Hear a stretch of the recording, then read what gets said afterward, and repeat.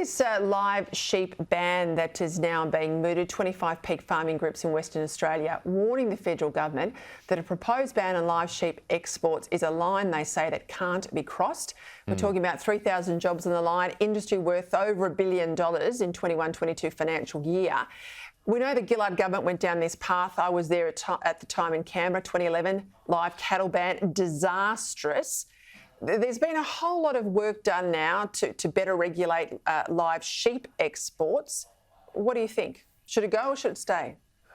Look, I'm glad I'm not making this call. In my DNA, I'm not a massive fan of the live sheep export industry. Despite the assurances over the years, there have still been, as you know, some very, very terrible situations come to light. And once the animals get to the destination, we don't have the complete control over their welfare that we might like to think we would have here. So I have, I suppose, some ethical dilemmas with the industry, well, with the inevitable consequence of putting a whole lot of sheep on boats and heading to very, very hot destinations. With that said, you're quite right.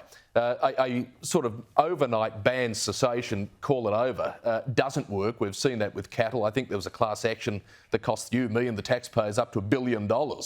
Not enough accountability there. So if something like this is to happen, it has to be very, very slowly and gradually put in place so people can pivot or people can come up with a new income stream. We can't have what happened last time happen again. I think I'm sitting on the fence, aren't I, here? A bit. I think you are. You've got a career in politics there, Michael. Absolute career in politics. Hey, the Vice-Chancellor of the University of Tasmania, a guy called Rufus Black, I think he's belled the cat this week. He has said once you have an Indigenous voice in the Constitution, no civil institution, i.e. meaning universities, could ignore it. You know, that we'll all have to pay attention, he says, to this voice. So it's not just Canberra, it'll run right across society, Michael.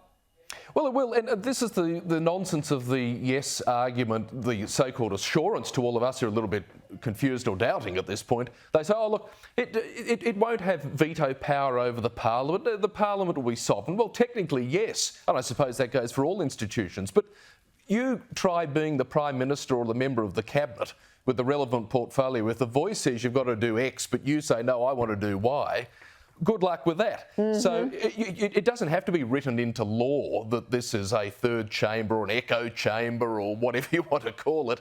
It will have clout in its very presence. And I suspect most people in politics, let alone in the institutions, won't have the courage to say no to its utterances, even if deep down they don't believe them.